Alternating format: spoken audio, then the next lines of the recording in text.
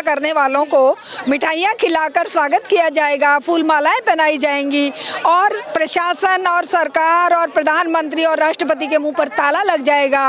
वो महिलाएं जो हथनी के मरने पर छाती पीटकर उदाली करती हैं, वो सरकार की सुर में सुर मिलाकर मौन साध लेंगी। और यही कारण है कि आए दिन अपराध बढ़ रहे हैं, आए दिन अटैक हो रहे हैं, आए दिन हमारी बेटियां दहशत में जी रही हैं। लेकिन इन दरिंदों को, इन सत्ता में बैठे भेड़ियों को केवल वोट चाहिए। एक चुनाव खत्म होता है, दूसरे की तैयारी शुरू हो जाती है।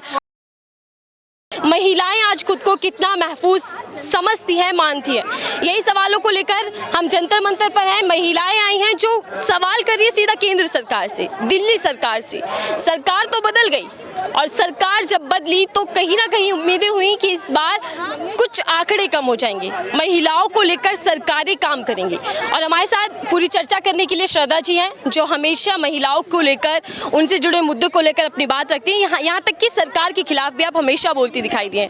शारदा जी, 10 साल बीत गई, लेकिन 10 साल बाद कितना बदलाव देख रही हैं आप? क्या बदलता दिखाई दे रहा है? एक चीज बदली है कि अब क्राइम करने वाला बच के निकल रहा है और जो विक्टिम है उसे अपराधी बनाकर उसके परिवार को हरास किया जाता है, उसको ही गुनहगार साबित करने के लिए ये सरकारें, ये व्यवस्था, ये प्रशासन, ये पुलिस पूरी ताकत लगा देती है। ये परिवर्तन अब इस व्यवस्था में आया है और मीडिया भी वही चुनिंदा तरीके से उन सवालों को उठाता है जो उसे सही लगता है, जो उसे चाहिए। बाकी सरकार के खिलाफ या विक्टिम के साथ क्या हुआ वो चीज़ प्रस्तुत कर रहा है जो मेन स्ट्रीम मीडिया है। अगर आप जैसे लोग ना हो तो शायद कोई मुद्दा सामने आए ही ना, लेकिन वो जो मेन स्ट्रीम मीडिया है वो गोदी में बैठ गया है सरकार के।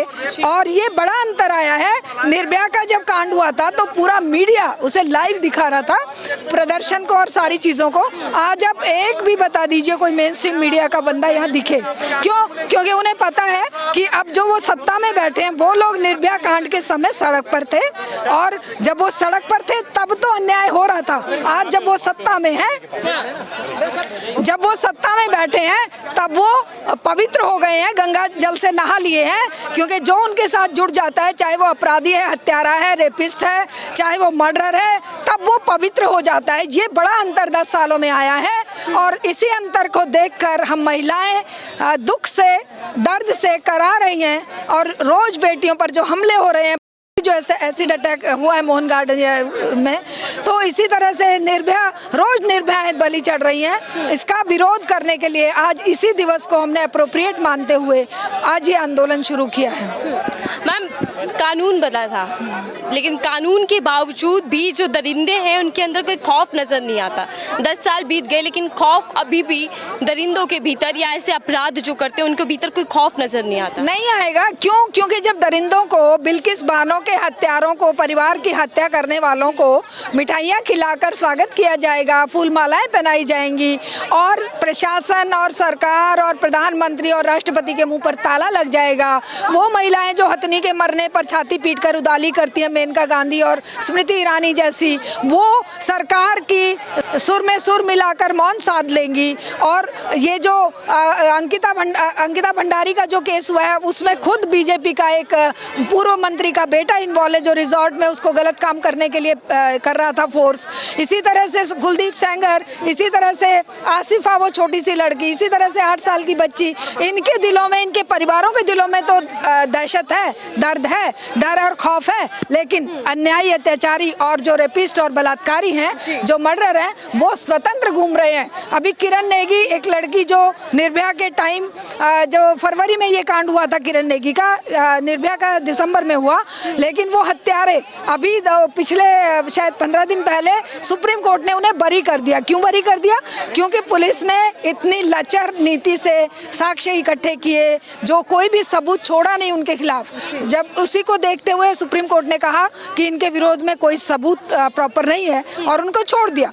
तो वो छोड़ने के बाद उन माता पिता के ऊपर क्या बीत रही होगी जिनकी बेटी गई, उन बेटियों पर क्या बीत रही होगी जो इस दहशत में जी रही हैं कि कभी हमारे साथ भी कल को निर्भया या किरण नेगी जैसा या अंकिता भंडारी जैसा कांड ना हो जाए। तो दहशत में तो हम जिएंगे। वो नाम बदलते हैं, चेहरे बदल जाते हैं, लेकिन मामले नहीं बदल रहे। जबकि केंद्र में बीजेपी सरकार है, राज्य में दिल्ली सरकार यानी कि आम आदमी पार्टी की सरकार सरकार है? आम आदमी पार्टी तो बीजेपी की बी टीम है। अगर वो कहते हैं कि भाई बिल्किस बानो के बारे में आपका क्या क्या कहना चाहेंगे, वो कहते हैं हम कहेंगे ही नहीं कुछ। जब दिल्ली दंगे हो रहे थे, दिल्ली दंगे हुए थे तो क्या हुआ था? दिल्ली दंगों में मोदी जो है वो चुप्पी साध के बैठ गया था। तो ऐसी स्थिति में हम क्या उम्मीद करें? क्या उम्मीद करेंगे हम केजरीवाल से, जो कह रहा है कि लक्ष्मी गणेश की फोटो नोट पे छाप दोगे तो हमारी अर्थव्यवस्था अच्छी हो जाएगी। तो ऐसे लोगों को हम क्या उम्मीद करेंगे?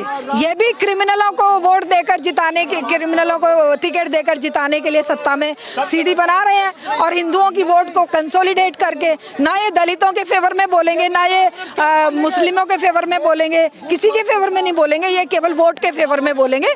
वो वोट जो कि बीजेपी को भी चाहिए, कांग्रेस को भी चाहिए, आम आदमी को भी चाहिए। हमें वोट नहीं चाहिए, हमें बेटियों की सुरक्षा चाहिए, बेटियों के लिए सही सम्मान चाहिए, सही प्यार चाहिए और उनकी सुरक्षा चाहिए। जब ये मामला सामने आया तो तब निर्भया फंड की शुरुआत हुई थी और उससे घरेलू मामले, जो घरेलू हिंसा होती है या महिलाओं के साथ जो उत्पीड़न हो रहा है, उसको लेकर ये खर्च होना चाहिए था। महिलाओं के, बच्चियों के लिए शिक्षा का स्थान बनना चाहिए था, उस दिशा में पैसा खर्च होना चाहिए था। लेकिन आज हमने देखा होगा, आपने भी सुनी होगी खबर। हाँ, वो मैंने सुना महाराष्ट्र में वो कितना 18 करोड़ या कितने 30 करोड़ रुपया वो इन नेताओं ने अपनी सुरक्षा, जज वाइज सुरक्षा के लिए अपनी गाड़ियां खरीदने में खर्च किया है। बेटियां मरे तो मरे, उनके ऊपर एसिड अटैक हो तो हो, उनके साथ बलात्कार हो तो हो, उनकी अपनी खाल बची रहनी चाहिए, उनकी अपनी वोट बची रहनी चाहिए, सत्ता बची रहनी चाहिए। और यही कारण है कि आए दिन अपराध बढ़ रहे हैं, आए दिन अटैक हो रहे हैं, आए दिन हमारी बेटियां दहशत में जी रही हैं। लेकिन इन दरिंदों को, इन सत्ता में बैठे भेड़ियों को केवल वोट चाहिए। एक चुनाव खत्म होता है, दूसरे की तैयारी शुरू हो जाती है, फिर उनको जज वाइज सुरक्षा, जो इनके फेवर में बोले, वो जो कौन थी, वो जो हीरोइन, क्या नाम था उसका, उसको जज वाइज सिक्योरिटी दे दी है, कंगना रनौत, क्योंकि वो इनके जैसी बकवास कर रही है। वो बकवास करने वालों को ये सम्मान देंगे और आवाज उठाने वालों को ये जेल में डाल देंगे, जैसे वारवरा राव या तलतुम्बे या और इसी तरह के जो 30 लोगों को, सुधा भारद्वाज और कितने सारे लोगों को इन्होंने जेलों में सड़ा रखा है। ये उनको देशद्रोही कहेंगे। आपने स्मृति ईरानी की बात की थी। पहले हमने देखा कि महिला सुरक्षा के नाम पर महिलाओं को इंसाफ दिलाने के लिए हमेशा सड़कों पर दिखाई देती थी। जब ये मामला सामने आया तब भी वो सामने दिखाई दी, लेकिन अब दिखाई नहीं देती, या महिलाओं के साथ जो इतने सारे मामले सामने आ रहे हैं उसको लेकर कोई उनका वक्तव्य सामने नहीं आता। कैसे आएंगे? बिके हुए लोग दूसरों की क्या सुरक्षा करेंगे? उस समय तो कांग्रेस को सत्ता से हटाने के लिए उस समय इनको एक मिला हुआ था प्रोजेक्ट। वो प्रोजेक्ट क्या था? बीजेपी को सत्ता में लाना। अब जब बीजेपी सत्ता में आ गई तो सत्ता से चिपके रहने के लिए कितने ये युवाओं को बेरोजगार करेंगे, कितने संसाधनों को देश के बेच देंगे, कितने आदिवासियों को उनके घरों से बेदखल कर देंगे, उनके जल जंगल जमीन को छीन लेंगे। ये इन्होंने एक अपने प्रति अहद कर रखा है कि किसी भी अन्याय, अत्याचार और जुर्म के खिलाफ शब्द नहीं बोलेंगे एक भी। हाँ, अगर वो केस हो जाए, अभी जैसे आफ्ताब वाला की वो 35 टुकड़े कर दिए, उसको प्रोपेगेट कर रहे हैं। लेकिन यहाँ जो रोज टुकड़े हो रहे हैं बेटियों के, रोज ऐसे अटैक हो रहे हैं, रोज मर्डर हो रहे हैं, रोज रेप हो रहे हैं, उसकी उनको कोई आवाज नहीं उठानी है। उनको केवल जहाँ मुस्लिम दिखेगा या कहीं कहीं एक विशेष पर्टिकुलर धर्म का कोई या जाति का बंदा दिखेगा, वहाँ पर ही आवाज उठाएंगे। तो ये चीज हम लोगों को समझनी है कि ये बोलेंगे नहीं। एक तरफ तो सरकार महिला सुरक्षा को लेकर, सशक्तिकरण को लेकर दावा करती है, बातें करती है, मंचों से अक्सर आपने सुना होगा, लेकिन दूसरी तरफ हमने देखा कि महिलाओं को नजरअंदाज भी किया जाता है। उनको इंसाफ दिलाने की जो लंबी लड़ाई लड़ती है उसके बावजूद भी उनको इंसाफ नहीं मिल पाता। देखिए, महिलाओं को तो ये इंसान समझते ही नहीं है। आपने देखा होगा कि अभी जो चुनाव डिक्लेयर हुए एमसीडी के, 50% महिलाएं सीट डिक्लेयर करी गई, लेकिन उन महिलाओं के तो नाम भी अपने नहीं थे। राखी आशीष यादव मेरे यहाँ की जो महिला खड़ी थी आम आदमी से, तो ऐसे में अगर नाम भी उनको महिलाओं की जगह अपने पुरुषों के ही जताकर वोट मिल रहे हैं, तो वो महिलाएं क्या करेंगी? महिलाओं को तो इंसान के रूप में, नेता के रूप में, एक डॉक्टर, एक वकील, एक टेक्नोक्रेट या एक जर्नलिस्ट के रूप में आगे बढ़ने देने से पहले अड़चने डालेंगे। पुरुषों की पूरी टीम खड़ी कर देंगे कि तुम्हें काम करना नहीं आता, ये करेंगे। जबकि ये मतलब सिद्ध हो चुका है कि महिलाएं और बेटियां जो काम घर में अच्छी तरह से घर को संभालती हैं, वो देश को भी संभालेंगी, वो राज्य को भी संभालेंगी, किसी संस्था को भी संभालेंगी, किसी चैनल को भी संभालेंगी। लेकिन ये बात लोगों को समझ ना आ जाए कि महिलाएं कहीं आगे ना बढ़ जाएं, इसको ये रुकावट महिला विरोधी सोच है सरकार की। बिल्कुल सारे व्यवस्था की इस महिला विरोधी सोच है। पूरे का पूरा सिस्टम ही एंटी महिला है, एंटी दलित है, एंटी मुस्लिम है, एंटी गरीब है। ये मुट्ठी भर लोगों की मनुवादी संस्थाएं, मनुवादी सरकारें उसको एक्सप्लोर करती हैं, एक्सप्लॉइट करती हैं। जितना ज़्यादा इनको लूटने को मिले, खाने को मिले, जितना ज़्यादा इनको कुचल कर, दबा कर, और आने वाले समय में जिस हिसाब से ये देश को चला रहे हैं उस हिसाब से तो केवल रोटी कपड़े में नौकरी करने के लिए युवा मजबूर होंगे, क्योंकि सब तो बेच दिया। ठीक है, बहुत बहुत धन्यवाद हमसे बात करने के लिए। शारदा जी हमारे साथ थी, जो कह रहे हैं कि महिलाओं के साथ जो बढ़ते अपराध है उसमें कमी नहीं आई और संख्या बढ़ती जा रही है, जबकि सरकार ने वादे किए थे और दावे भी बहुत किए थे। हालांकि जो निर्भया फंड की शुरुआत की थी उसका इस्तेमाल भी आज किसी से छुपा नहीं कि किसके लिए किया जा रहा है, और ये पीछे सारी जो लोग हैं वो आज फिर से अपना आक्रोश जाहिर कर रहे हैं कि सरकार कब महिला सुरक्षा को लेकर, महिला सशक्तिकरण को लेकर काम करेगी और कब इन लोगों को इंसाफ मिलेगा। फिलहाल के लिए दीजिए इजाजत, मैं थी आपके साथ नफीसा खान।